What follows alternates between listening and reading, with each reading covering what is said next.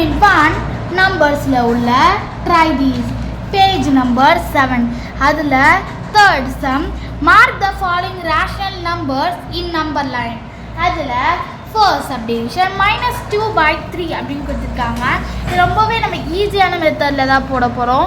First நம்ம ஸ்கேலில் வச்சு ஒரு லைன் ட்ரா பண்ணிக்கலாம். நம்பர் லைன்னு இப்போ நம்பர் லைன் ட்ரா பண்ணியாச்சு. இல்லை இங்கேயும் பாயிண்ட் வச்சாச்சு.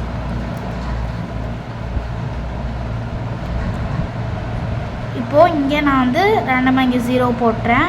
இங்கே -1, -2, -3, -4, இது -5, இது -6. இந்த பக்கம் 1, 2, 3 and 4. இப்போ நம்மளுக்கு என்ன கொடுத்துருக்காங்க, -2/3 தானே கொடுத்துருக்காங்க. இப்போ -2/3னா கீழே டினாமினேட்டர்ஸ்க்கு எல்லாமே 3 வந்துடுமா?